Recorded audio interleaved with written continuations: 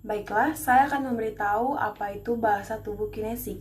Bahasa tubuh kinesik adalah istilah yang digunakan untuk menunjukkan sikap tubuh, gerak tubuh, ekspresi wajah maupun kontak mata.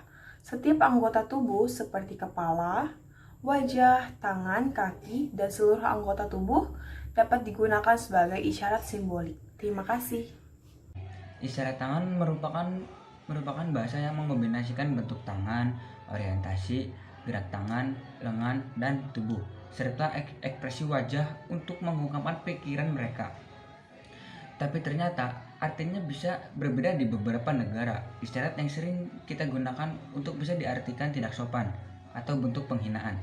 Di Indonesia, menempelkan ujung jari telunjuk dengan ujung jempol artinya oke.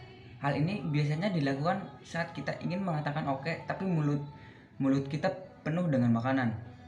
Di Eropa, isyarat oke ini mempunyai arti yang kurang bagus. Jika kita memberikan isyarat ini orang lain, artinya kita menganggap orang itu tidak berarti apa-apa.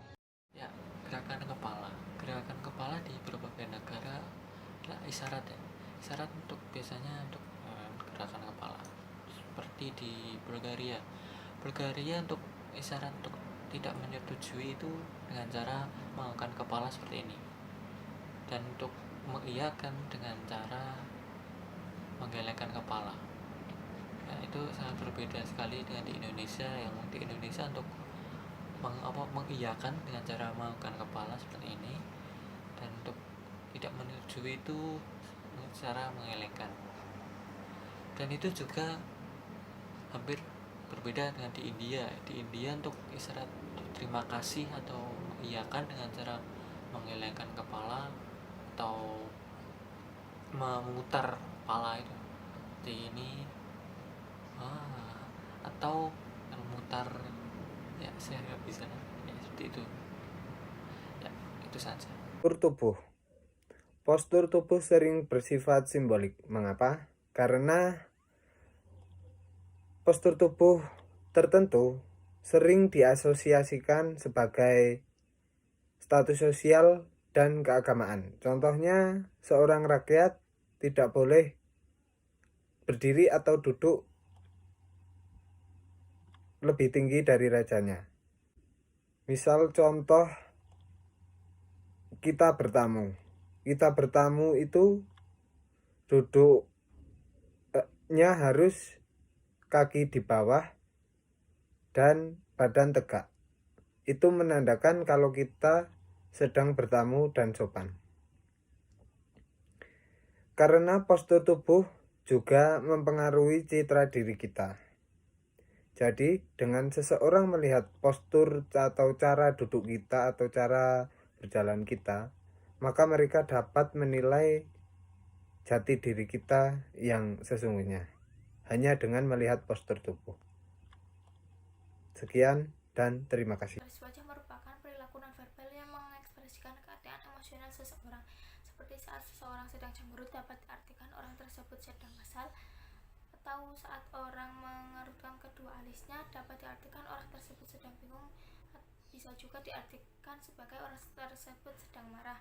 Yang kedua, tatapan mata. Banyak orang menganggap pandangan mata mempunyai banyak arti. Seperti saat orang Jawa berbicara dengan yang lebih tua, mereka akan cenderung menundukkan pandangannya karena dengan cara itu cara mereka menghormati lawan bicaranya.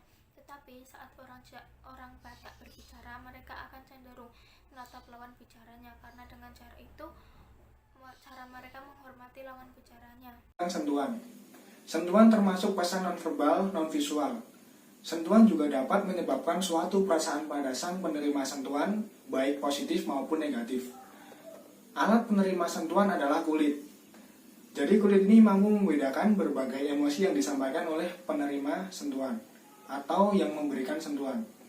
Seseorang peneliti dari Cutaneous Communication yang bernama Alma Smith mengemukakan bahwa berbagai perasaan dapat disampaikan melalui sentuhan. Salah satunya adalah kasih sayang.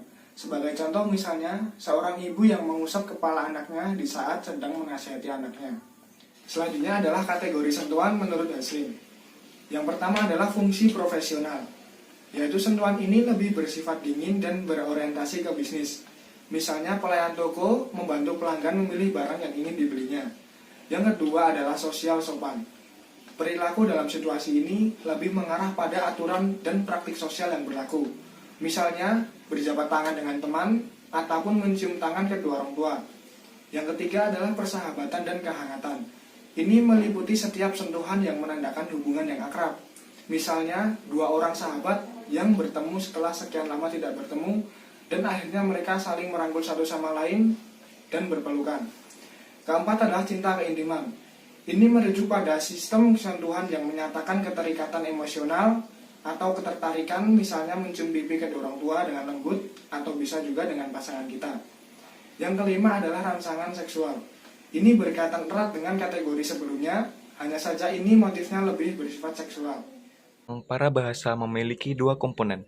Yang pertama, kualitas suara, seperti nada tinggi atau rendahnya suara, kecepatan berbicara, volume suara, intonasi naik turunnya suara, kelancaran berbicara atau terputus-putusnya suara, serta suara gemetar atau jelasnya pengucapan dalam berbicara. Yang kedua ada vokalisasi. Contoh vokalisasi seperti siulan, tawa, erangan, tangisan, dan ngauman.